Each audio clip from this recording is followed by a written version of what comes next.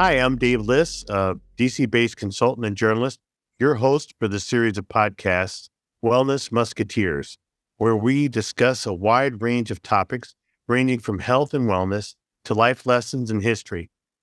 Today on the show, I'm very excited to have Corbin Dooley. Corbin is a musician, songwriter, and producer who is, most of all, a formidable music lover. Outside the recording studio, Corbin is a music business entrepreneur, founder, and creative director of the Los Angeles, California-based music production company Bikiniwax Records. With roots in Arkansas and Memphis, Corbin recently released an alternative country album called Western Trauma, where he collaborated with six-time Grammy Award-winning producer and mix engineer Vance Powell. Today, we'll learn the inspiration behind Western Trauma and how his creative process has helped him heal through his traumatic experiences. We'll also discuss the stigma placed on mental health in men and hear some clips of his music. Without further ado, it's my pleasure to introduce Corbin Dooley.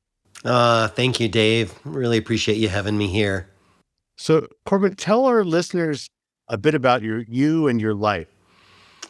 Well, and thank you for that introduction. I have been lucky to have lived in a few places, but as you mentioned, I grew up in Arkansas and then was raised around the Memphis, Tennessee area. I went to college in North Carolina, and then my path led to some travel out of the country, overseas, and then always been focused around music, growing up with lessons when I was young, piano and guitar and drums.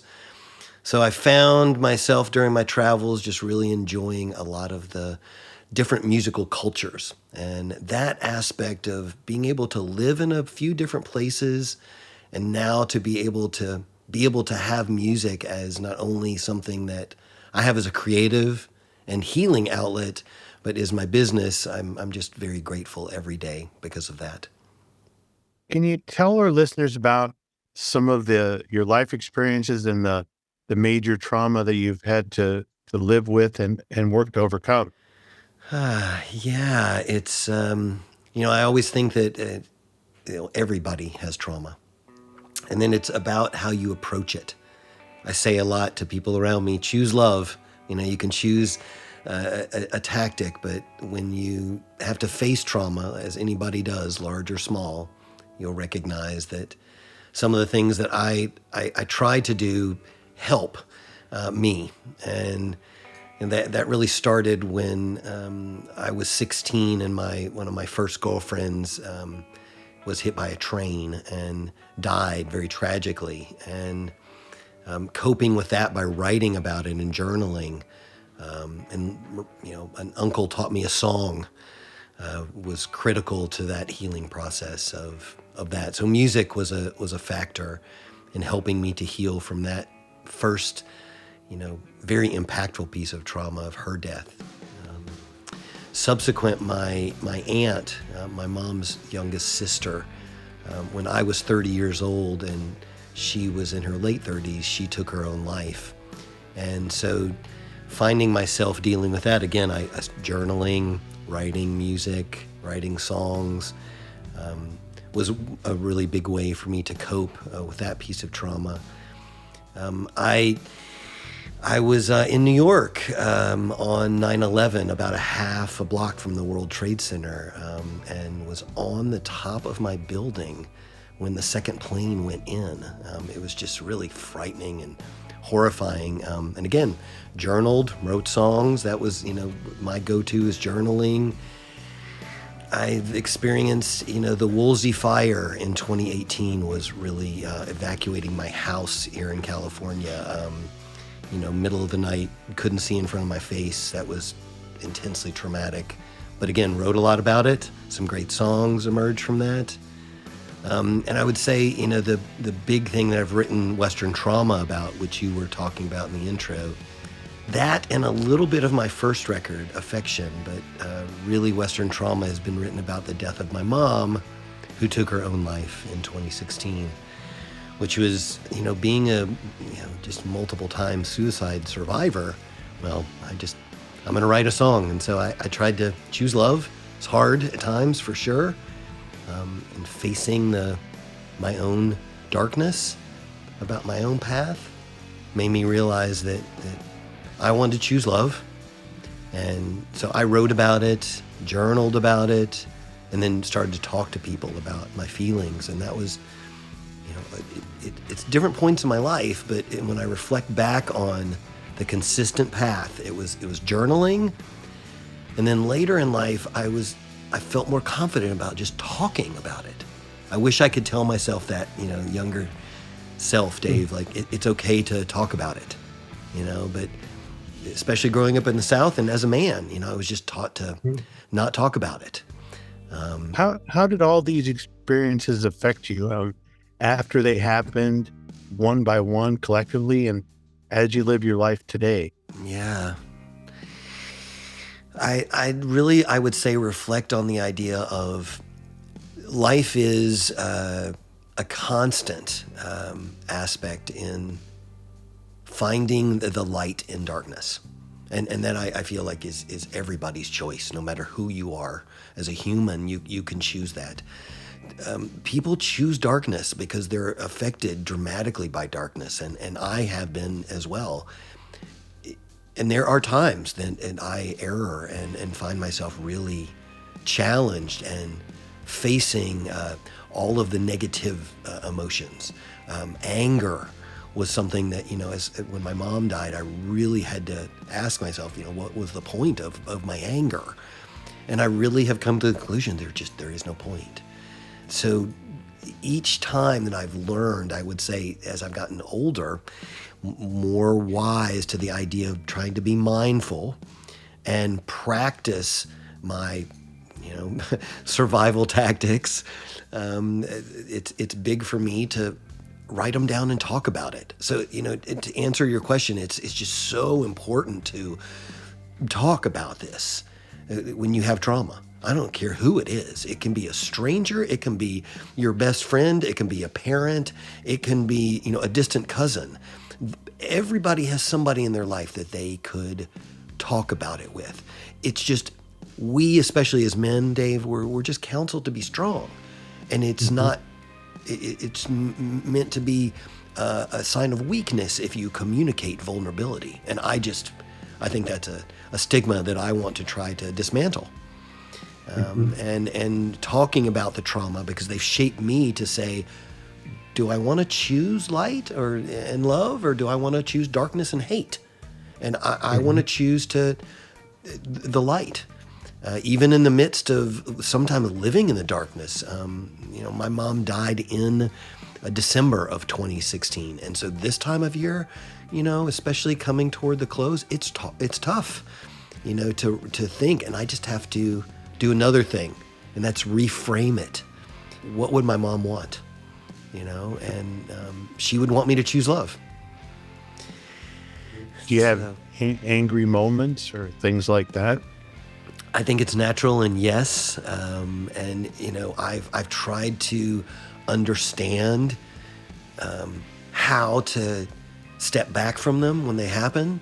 And, they happen in the times I'm least expecting. And unfortunately, because I am lucky to, work with such an amazing team, sometimes those are the people that bear the brunt of, when I have a down, dark moment.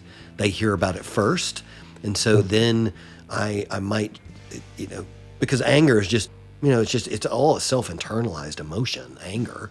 And so then it's like, if I get angry at anybody, I'm just angry at myself for something that I couldn't do, and so it's a lot easier to say than it is to practice, especially when, there's a lot of hate out there in the world these days. And so it's a constant avenue for me. I don't call it a battle, but it's an avenue to choose love. And I just really try to hold that mantra often. But yes, there are angry moments. Is empathy a part of this, or how does that relate to the way you think and the way you approach yourself and others? A beautiful question. Yes, empathy is a critical aspect, I think, to being mindful, and to understanding how and what my role is as a human on the planet. And have believed and also counseled from an early age, it is one thing, and that is helping others. And then it's, what is your path to doing it? And I realize that music, I've been lucky in music in so many ways, and to be able to choose this as my path, well, now I can be able to then foster and help others by saying, here's what I can do to help you, and constantly be saying that to myself over and over and over. How can I be empathetic and understand somebody's situation and help them? And I try to do it every day with the people that I work with. I try to do it with my friends, my family. I feel like it's critical to do it. Well, my girlfriend and life partner Becky laughs because I am that person. If the cricket comes into the house, I try to capture it and take it out of the house instead of killing it. And it's just I don't know. I think the choose love mantra for my life extends to a lot of different aspects, including empathy. That's a great mantra. Thank you. I think it's hard for us sometimes. Oh, isn't it though? I mean, I know that we face it. I mean, have you faced that situation of angry moments and healing? Yeah, I mean, I think we all have places and points in our life where there's something we can't understand, don't know how to resolve, don't know who to talk to, don't know where to go. Some things, you think, could I have prevented something? Like I had a woman I worked with and loved, really great family, and her brother committed suicide, and there are 3 sisters and their mother and father, the boy, and they said the hardest thing was, why didn't we pick this up? Why didn't we know? Why couldn't we tell that he had this challenge, and then why couldn't we have helped him? We felt a big sense of guilt. Yeah, and it's that really goes to the root of that that they were empathetic. They wanted to be empathetic. It was the lack of communication, and I think that's again, just generally as a human race, women are thought of as more sensitive, more emotional, and better communicators, and men just I hope to think that if I could, talk to my 18-year-old self, what I would say is be more mindful. And then I would ask myself, what does that mean? Saying it out loud. So it's, but it is, yes, it's hard. It's also hard to be, support somebody in that situation, Dave. And it's amazing that you did, You just don't know how someone's feeling. I mean, that's, when you look at your experiences, what have been the most challenging parts of these events for you to deal with? Over time, I realize what it is. The big challenge that comes from this is learning that something that somebody said to me not long after each one of these traumatic occasions is that time will help you, and it does, and it's just not easy to live. One of the key things I think I have said over the last few weeks is I've tried to distill a statement down that an author that I just adore said, and it's really about living in today, learning from yesterday, not trying to think too hard about tomorrow. And that is really in coping with trauma and coping with depression and finding myself in these own moments of darkness. I find that the big cue for me is to return back to that idea that I can find healing in different ways. It's there for me to find. I need to be able to look for it, and that I think is the biggest thing that I've found. We all have challenges, so it's then coming back to how to find it, and I remember that the big thing for me was having vulnerability. That was, just like a big thing that sometimes when somebody says it's okay to do that, I still turn away from it because... Do you mean being able to talk about it or communicate it because I feel weak and that I shouldn't do it because I've been programmed to think a certain way about being strong and determined and focused and all of these aspects, and that, if I'm having a hard time finding courage, that I can lean on now I understand them, what the survival tactics are, the things I try to communicate to other people that help me find the peace, and that for me is that moment of right between sadness and happiness. It's just peacefulness, because you're always going to have both. What does courage mean in this context? For me, at certain times, it was the will to want to live, the will and the courage to say, I want to fight to live, when demons in my head and voices say things, that are evil and terrible to me. And I have to tell myself not to pay attention and to find the, again, I call it courage, but something I do it this way, but it's singing in the diaphragm, or it's the Buddha rubbing the belly. It's the thing of intestinal fortitude, finding the courage inside to believe in yourself, that you can be better. And that is that pivot point, because when you're down, it's hard to realize, I can't even get to 0. How am I going to get to 50% where I'm feeling positive? Well, that's, the survival tactics, or, again, that I say over and over and over to myself now, that I understand what it is, because I've just tried to work on myself and understand how I can reach those, again, that place, the peaceful place. How have your music and your creativity helped you kind of work through these things and express them? Deeper connection to the trauma is very hard to do. As an artist, it is something that is critical to the art.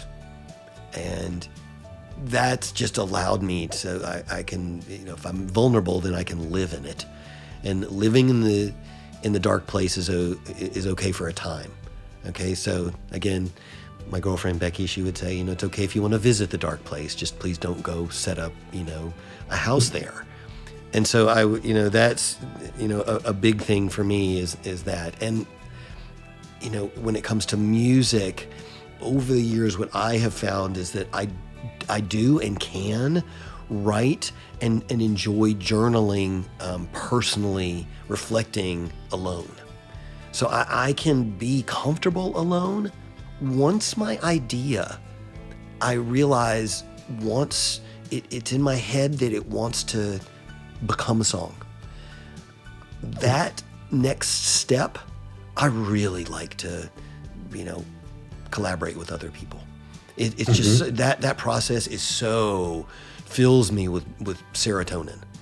And so over the years, and, luckily now, I am just surrounded by, a great core team of people who are amazing, as you have experienced, Dave, who are so, not only talented, but just empathetic and precise. And, they live their lives with kindness, and they're also just so creative. It's just watching those escalations and the way that they flourish, those things and that music part of it, oh my gosh, that can help fight those, the dark demons in a big way.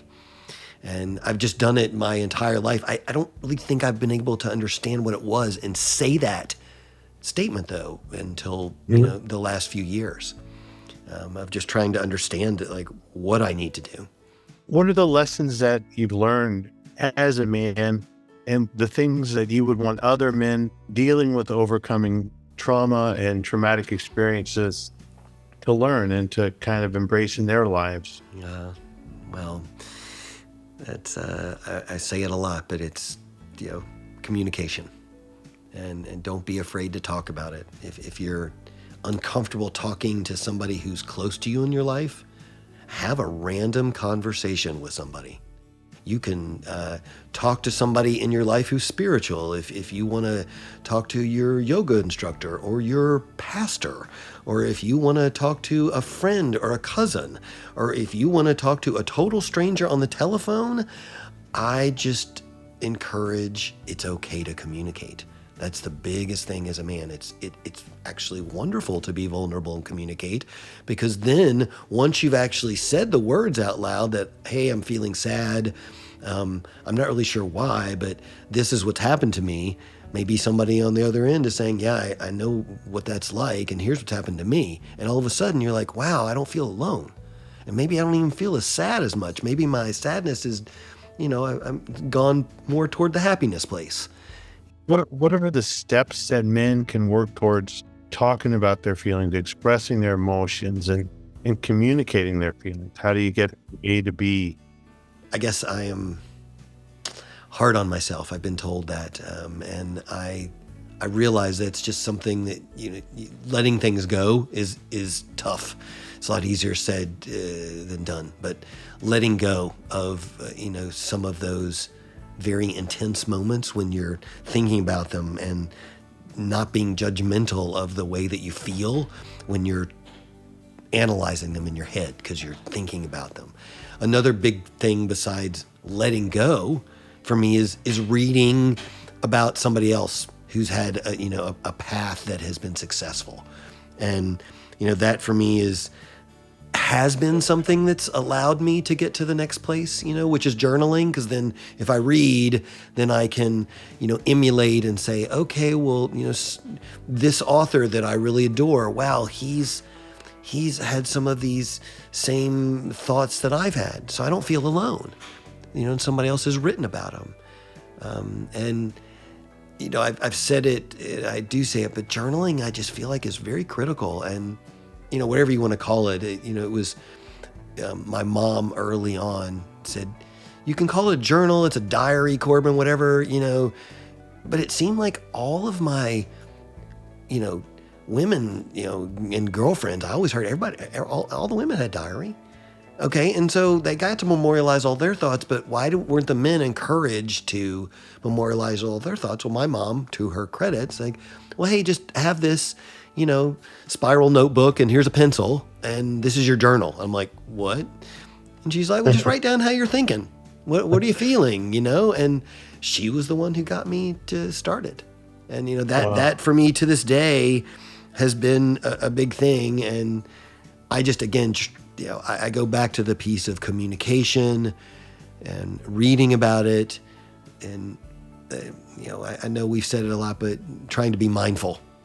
And that, is the 4 agreements. And it's hard to, live by those words. But Don Miguel Ruiz, who I just, again, amazing author who I reference, wrote the 4 agreements.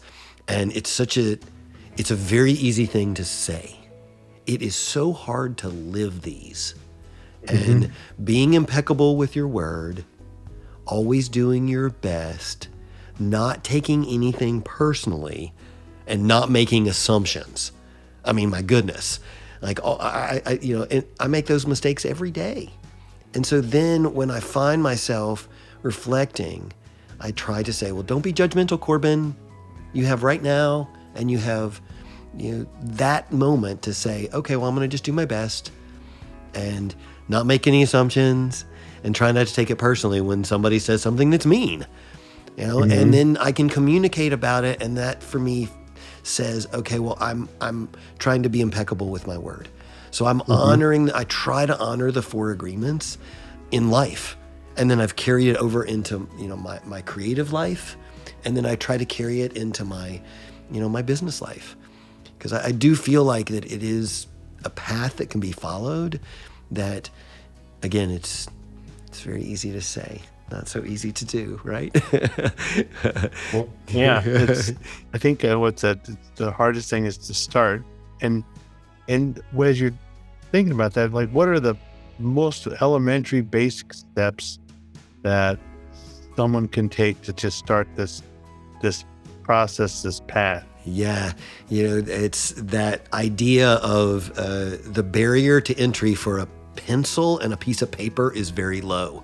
Most people can access that, and that for me is it's very relatable that you can most anywhere around the world find yourself with a pencil and piece of paper to write down how you're feeling. And that can be private, and you can keep it to yourself. You can keep it in your pocket. It doesn't matter the size of the paper. And that, to me, is a big part of what I consider journaling or memorializing my feelings. The advent these days of technology is put a computer into everybody's hand with their phone. And so it's so easy to hit a big red button on your phone and record your thoughts. And and so the barrier to entry pretty low. To be you do require that cell phone that has a big red button. But most of these days, a lot of people have cell phones, and they have an app, a voice memos app, that they can hit that red button and record their thoughts. And those are very concrete steps. You can write it down, or you can just say, I don't feel good, into your phone right there. And then maybe you reflect on it a day later and you're thinking, do I feel the same? And then that can help you to understand maybe your next path. It's writing it down, because that might be the way that you find your next survival tactic. It's not a novel, it's just a thought.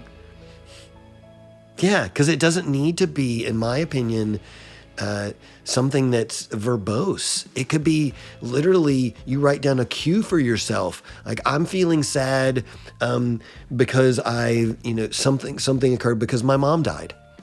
And it could be simple as that. And I'm thinking about my mom and where she is now. And that's a simple statement. You put it in your pocket, or for me, I close my journal, and then a couple of days later, I might go back to it and then put something underneath it.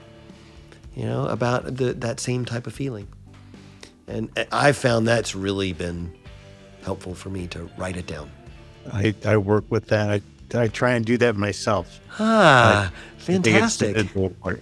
Right on. How did the practice come into your life? Did somebody encourage you? I've read different things over time about, just like you said, exactly, the importance of journaling, the importance of acknowledging maybe it's a success in your life, or on a regular basis, or maybe it's a struggle that you're dealing with. But like you said, exactly, that expressing these thoughts help you release these thoughts or work through them in some way. Not necessarily to resolve them immediately, but there's a place for it. You're kind of putting things out in the world and releasing them from your head. Very well said, Dave. Very well said. As you think about all of this, what are the most important survival tips you would want to share with others? Journaling. We're going to keep on that one. Communication, that we've, telling somebody, a friend, a family member, a stranger, somebody in your life about your thoughts and feelings at the moment. Yoga has been in my life for about, coming on 20 years now. And, wow. My mom was a big proponent of what she just called stretching. I do gentle yoga. I do it. I practice, by myself at home. And occasionally I had a yoga teacher who I still have in my life, who I talk to regularly, who helps guide a lot of my practices when I feel unaligned. And she's so amazing. So it's nice to be able to know that practice, I think, has become a really critical part of my healing path daily. And yoga, for a lot of people and for me, has led to meditation. The practice of yoga in itself is meditative, I find. And my yoga teacher's husband was the first person who really encouraged me, and he is an amazing meditative coach, and encouraged me again. Nothing is wrong or right. It's just about you doing it on your own, or you could do it when you're walking or sitting in an airport. We've talked about music creation is something that I feel it felt like my calling from an early age. And these days with technology, you can use your phone to be a musician, which is amazing. Yeah. And so the barrier to entry for software and hardware is just so low. And I love that technology has broadened music creation and allowed it to occur in so many different environments. So I find that to be, an amazing thing for me as well. I am a believer in cannabis and the very mindful use of the plant. And again, I journal about when I consume at the end of the day and how I consume. These days with beautiful regulation, and you can understand what you're putting into your body, and that is critical for me. Is it to help you think or relax? Mood stabilization is, finding so that you don't go too high and you don't go too low, and you can find a nice even path. And that for me is, I'm just very mindful about everything that I put in my body. And I've become very mindful now that cannabis is becoming more normalized. There are more choices for understanding continuous cycles of the plant, because that is one of the deterrents these days of the plant, which is that cultivation has not gotten to the place where it is consistent. It will be there. And I'm looking forward to those days when it normalizes so that it can be prescribed just like a pharmaceutical drug. I believe that, there's a reason that God put that plant on the earth. Yeah. So I have a friend, and her sister had really dramatic and unpredictable mood swings. And that for the first time in her life, that through cannabis, she was able to reach a point of stability for her life and her family. Wow. I love hearing that. I love the stories about all of the incredible research that's been done with epilepsy and, CBD from the plant and, the hemp from the plant. It's not just the psychoactive, aspects of the plant that are beautiful. It's just, I find there's a reason for it, and I'm a proponent of it as a choice. So it's been part of my healing journey. I think I alluded to it early. I like to read, both, as another survival tactic, both fiction and nonfiction. I find them, authors to be the ones that I gravitate to are authors that I would consider lyrical in however they choose to write. And so I've recently been reading James Lee Burke, who is a fiction writer. He is 89 years old. He's just written his 40th novel, and he is well known. What's beautiful and amazing about him is he's had this career of just incredible highs and lows. And he wrote a book recently called A Private Cathedral. And that book, Dave, it really explores the idea about living in today, not in yesterday and not for tomorrow. And so I really just, I find reading to be something that allows me to escape, but also into my own world so that I can let my brain think. And it also then allows my brain to might be distracted from trauma. So it's a survival tactic that I like. I like to take long drives. That's something I've done for a while, even as a teenager, in my non-fancy car. And it doesn't depend on having a fancy car. For me, it's just about the idea of rolling the window down, regardless of if it's really hot or really cold, and not even really having music necessarily, but just allowing all of the sounds of the world to filter in, and then you realize, wow, there's a lot happening, and that for me becomes distracting and allows me to be out of the moment of thinking about trauma. And, I think there's always solutions. These days it's amazing to be able to have a ride share and do the same thing. I know another survival tactic I talk a lot about with my friends is exercise.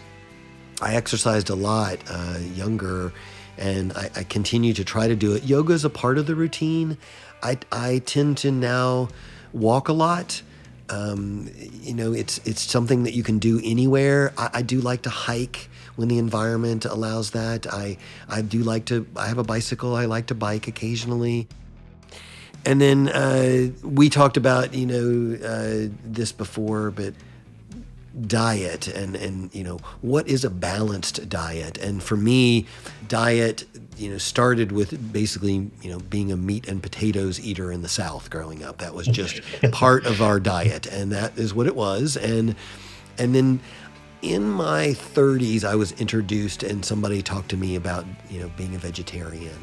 And I adopted that for quite a long time. And then in my 40s, I became a vegan, and I really enjoyed it. The thing that I started to notice, and it's definitely changing now, was that going to, I love food, and my mom loved to cook, and both my grandparents loved to cook, and I really like to cook too. So I guess I'm a little bit of a foodie. And so the plating experience and having the experience of what is called fine dining these days, of a beautiful plate with a gorgeous dish with some negative space around it. I love to do that myself, and then I love to go to places that do that. And there haven't been a lot of those nicer vegan restaurants, and there are more and more these days. So I'm, my dad calls me the cheating or the cheegan.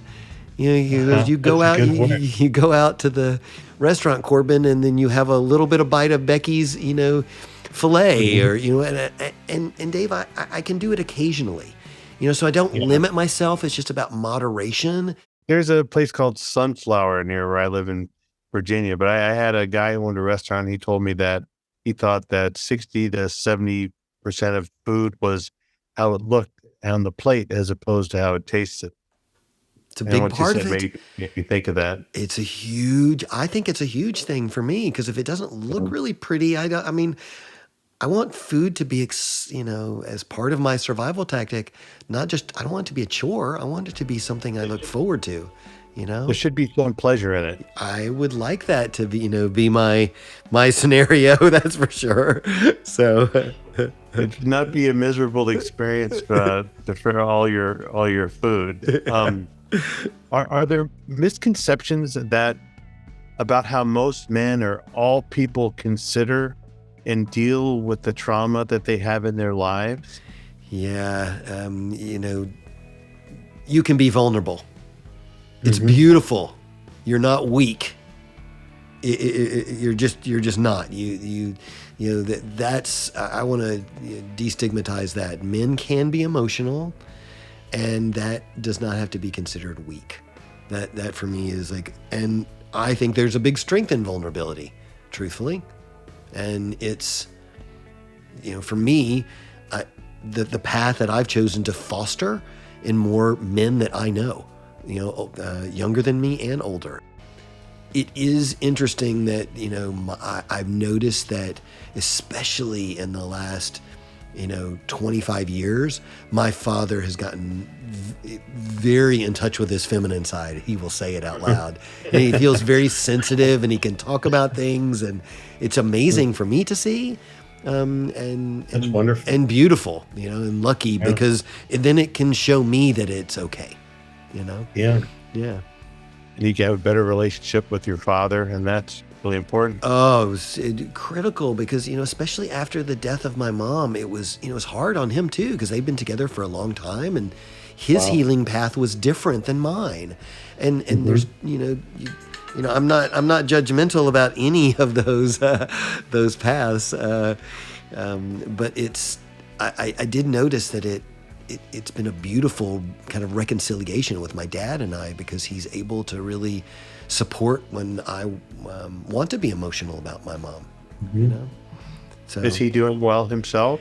He is, yeah. Thank you for asking. I appreciate it. He moved, and I think what he did is he noticed that his upbringing, his career path, his choices in life, his values, all were very beautiful and positive. They were all just very different than mine, and so I wanted to honor his path and the choices that he made for his healing, and continues to this day.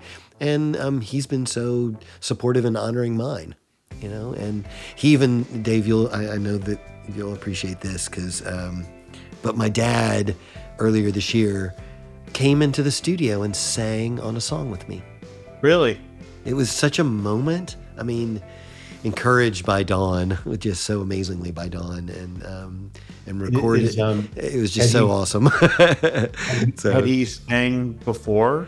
Has he sang? Is that part of his life? Never. Well, never. I mean, maybe as a hobby, on the radio or in the shower, but never, around me. And so it was just it was a blessing. And for our listeners who may not have had the pleasure, who is Dawn?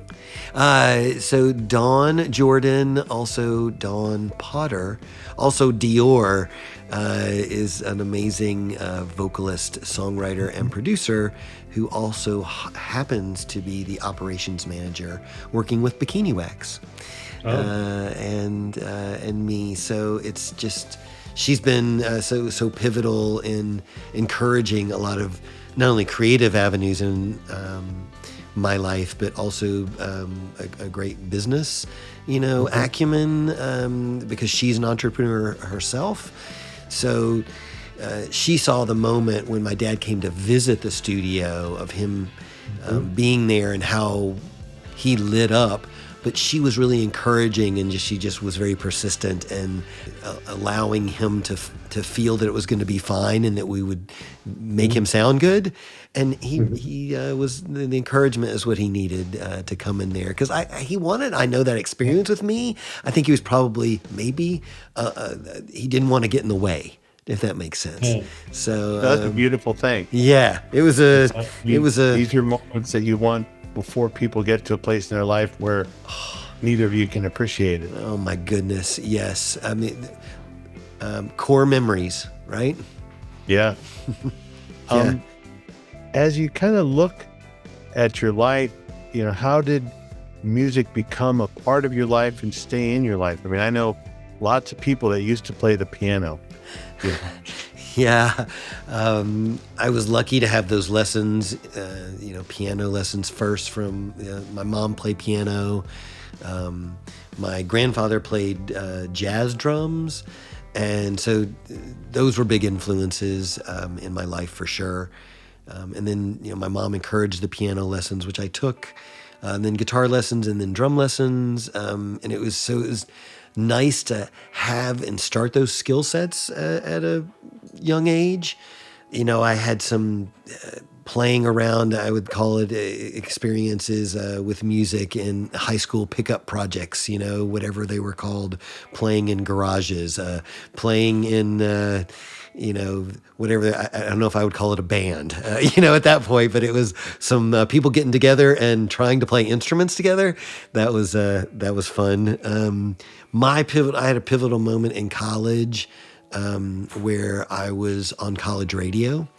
And so I just, became a DJ in college radio, and spinning that, led to me understanding turntables and spinning vinyl and what a DJ mixer was, and then what being on air meant, and then understanding what the FCC was. So college radio led to a lot of the understanding of the creative and the business side of music.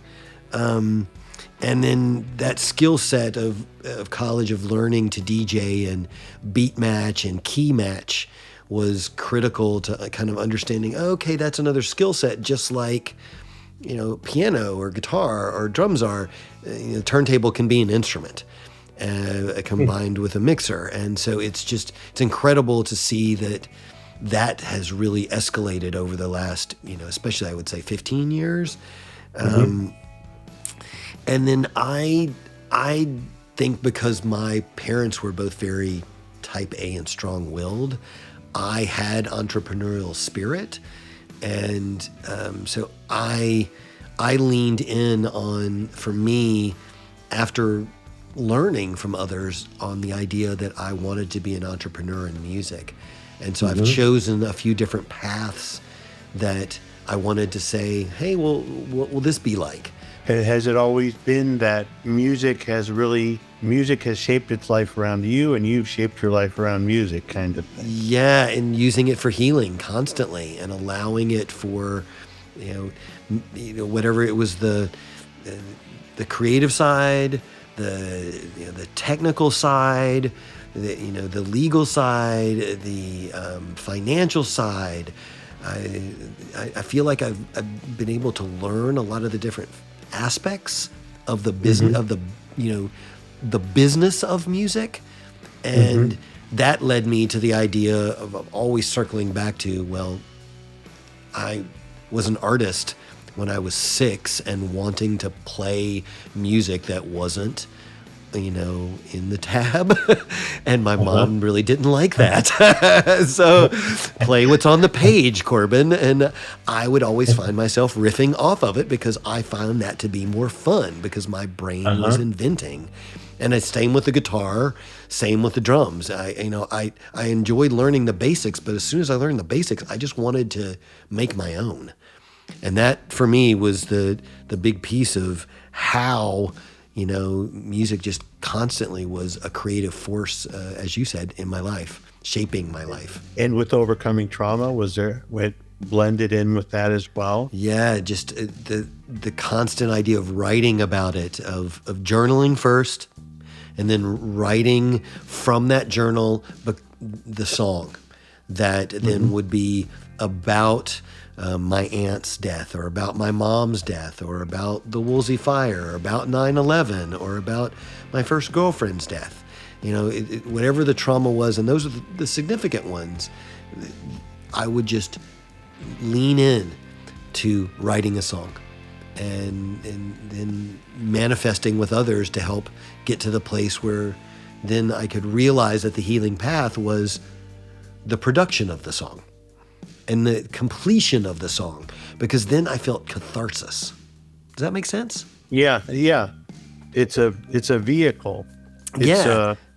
Exactly. And for me, it's just that I keep going back to that idea of the trauma breeds fear, and it's natural that it does that, and so then it's, for me, then just about how I can overcome the fear, and that is, music has allowed me to overcome fear often.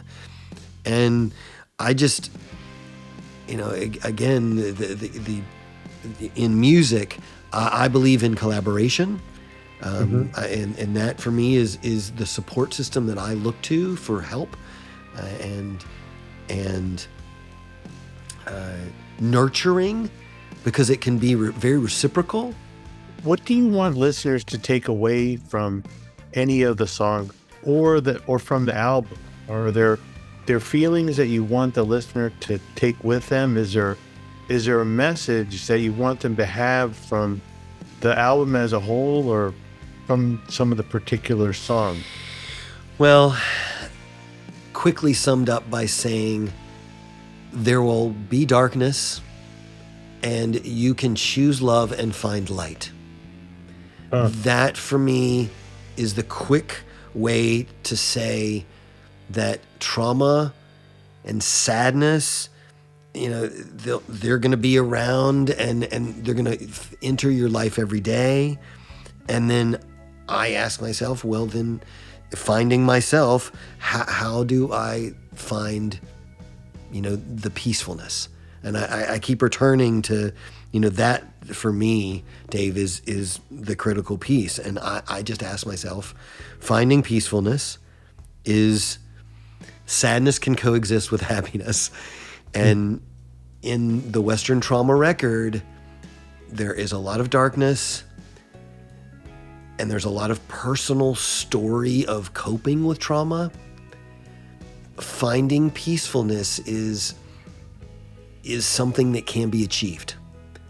And that for me is the message that I hope can resonate in the songs.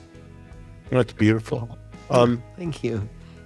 What songs that you've written or songs that you listen to best express the trauma that you've experienced and the life that you have made in overcoming these circumstances, these events? Yeah. Or when you get to that dark place, what do you listen to lift yourself up?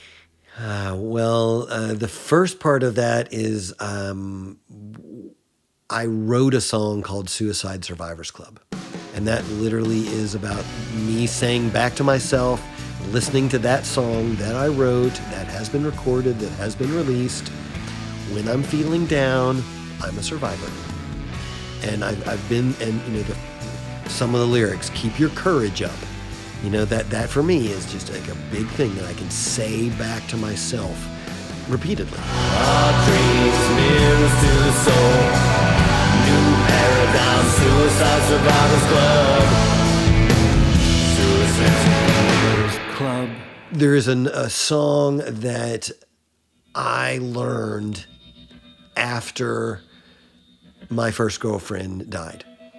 And I was 16, and my uncle taught me the song Last Kiss. And it was written in the late 50s by Wayne Cochran about a tragic car accident. And so I learned the song Last Kiss on the guitar. And then on my first record, Affection, I did a cover of it and put it on the album, because it's such an important song to me to not only play the original, and there have been a few covers over the years of that song, but my own cover of it. It's kind of dark, and for me, it really fits the theme. It really just resonates for me, so that I can go back and listen to my own song and say, okay, well, I can reflect on the memory and try to find peacefulness in that sad moment. Is what Last Kiss is for me.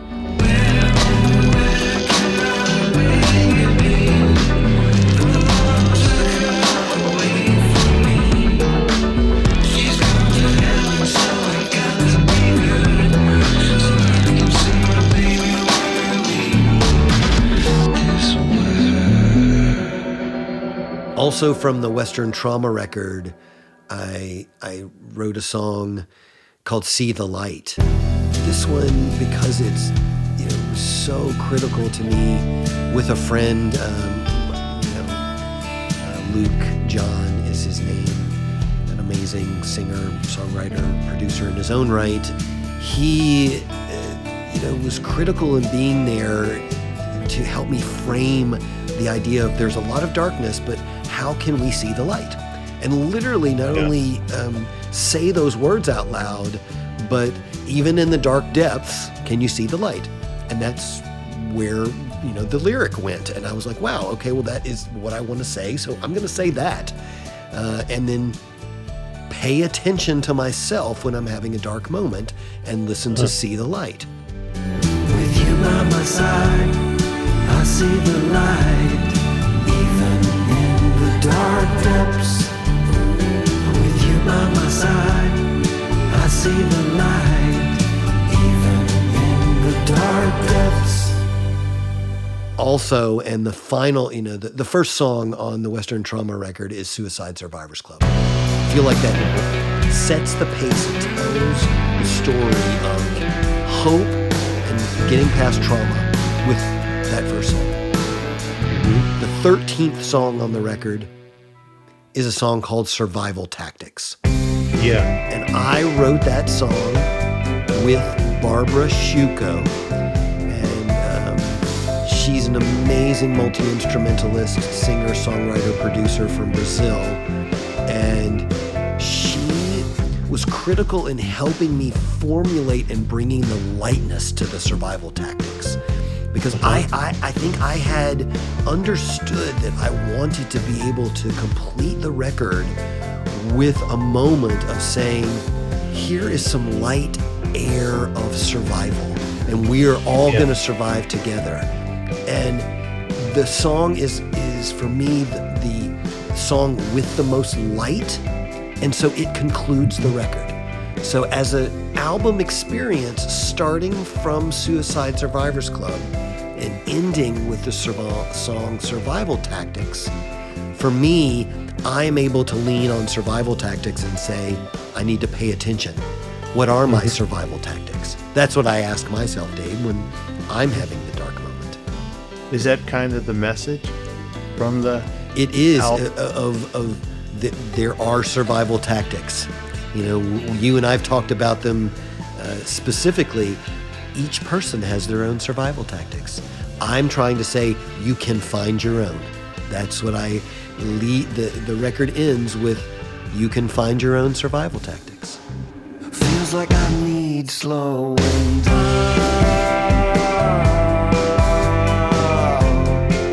Survival tactics. You find your own.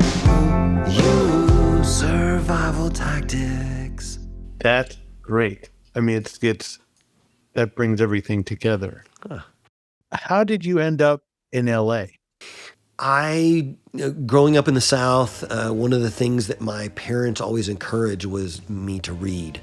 And so I read about different places. And then one of the TV shows I loved growing up was Johnny Quest, and he always had these great adventures. He traveled all over the world.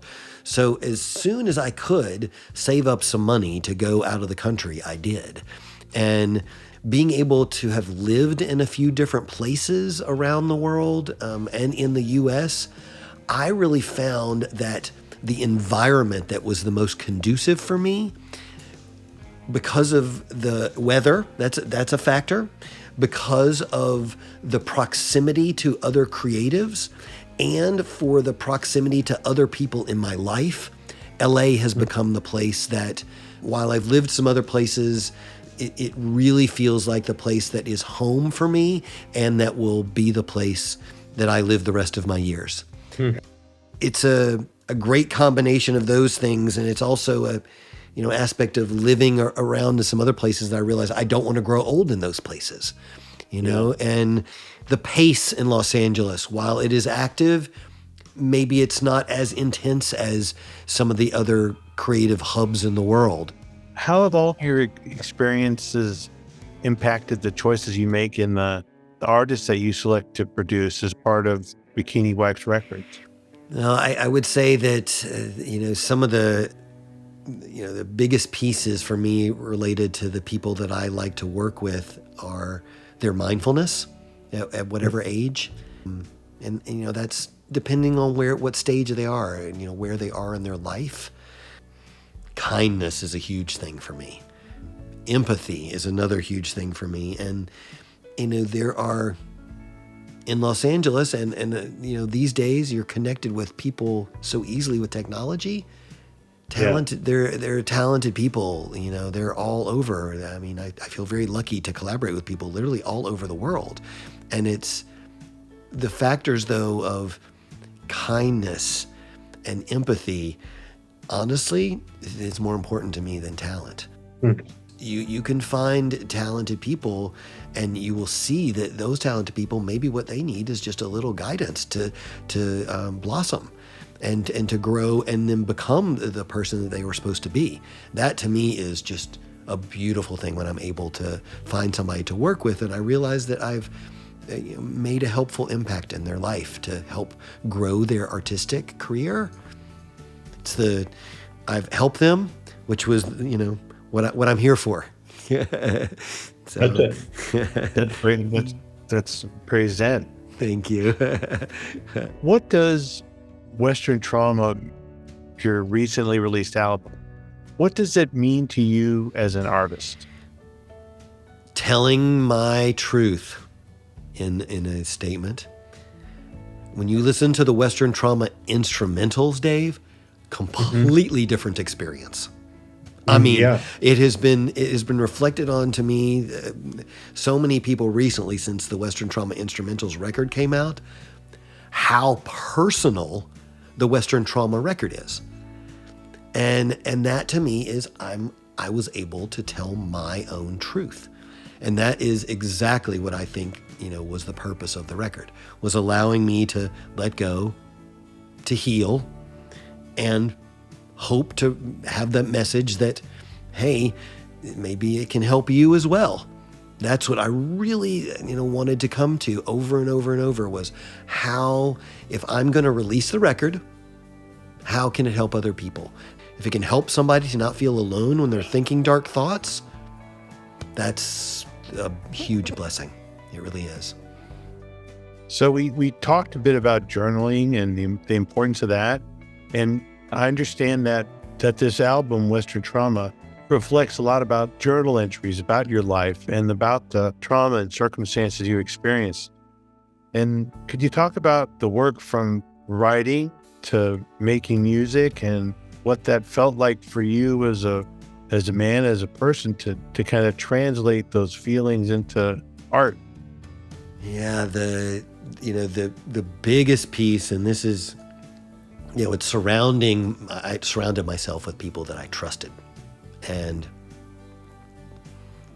realized that then I could communicate the emotion and they were not going to be judgmental.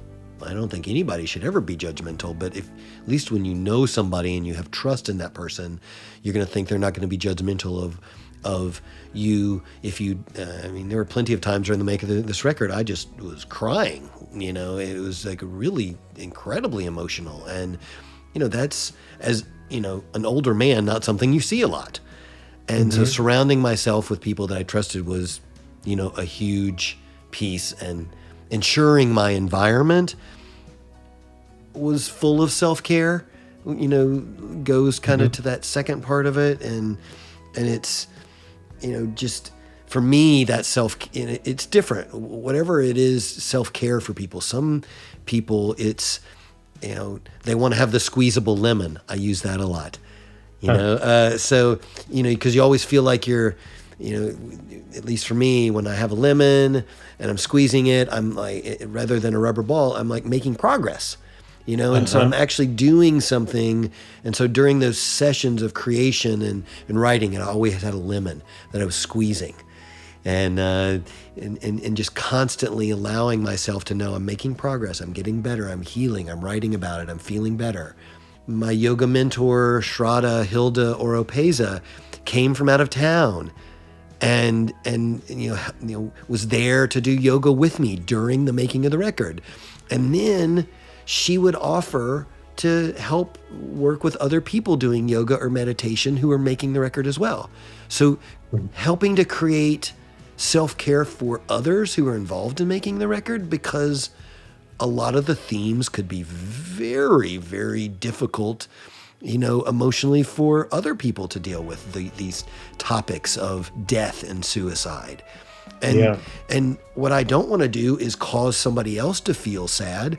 Also, Lynn Robotham, who is my therapist, Dr. Lynn Robotham, was amazing and came to a lot of the sessions and was just there to listen to me talk, but also to listen to all the rest of the band and the engineers, all of the other people who were there to support, because it was a very emotional time, not only for me, but they wanted to know how they could support me, but then how could Lynn or how could Shraddha support the other people who were supporting me? That was a really big of ensuring the self-care was there for not only me, but for other people, so that we can have self-care, so that when we go back to creating, we're going to feel excited about creating, even if it's dark. Does that make sense? Yeah, no, that is really great. I think because, submarines have the best food and the hardest circumstances. Something like that. I love it. It makes a huge difference. Yep. I think. Yeah, it does. For kind of wrapping things up and bringing things together, from your life experiences, what are the most important ideas that you want listeners to keep in their minds and their hearts from this podcast and from your album, from your work here, from Survival Tech? You are not alone. That is the first one. There are other people who have had these similar experiences. You can talk about them. You are not alone. There is hopefulness in communication because you will realize others feel the same that you do. So that is a big part of Western trauma. And being here today, you are not alone. Secondly, you can find your own survival tactics, and maybe some of the things that you and I've talked about today will work for you to be a jump-off point. You know, that's so critical for me that somebody can take away. You can find your own survival tactics. I say it a lot, but you can choose love. You do not have to choose hate or darkness. You can choose love. You can choose light. You can see the light. Even in the darkest depths, you can see the light. And one of those 4 agreements that we talk about always doing your best, but I believe that if you try to live it every day, always do your best. Of all of the 4 agreements, if you just try to do that one, your heart is in the right place and that you're trying as what you can, that it's not about yesterday and it's not about tomorrow. It's about living in today. Corbin, I just want to thank you and your team for this opportunity to have you answer these questions, to speak the truth that you've learned and lived, and to share your lessons with the world here. And you can listen to Western Trauma, the instrumentals and the remixes on Spotify, iTunes, Amazon Music, and all streaming platforms. To learn about all of Corbin's work as a producer and a performer, you can go to corbindooley.com or bikiniwax.com. And I want to thank all of you for joining us for Wellness Musketeers. Tune in for upcoming episodes to gain the tools to improve your health, work, performance, and live a healthier, more complete life. Please subscribe, give us a 5-star review, and share this recording with your family, friends, and colleagues. You can make a contribution through the link provided in our program notes to allow this podcast to grow. Please let us know what you need to learn to help you live your best life. Send your questions and ideas for future episodes to Dave Liss at davidmliss@gmail.com. Feels like I need slowing down.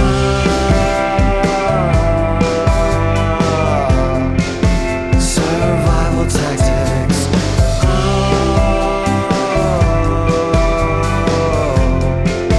Survival tactics.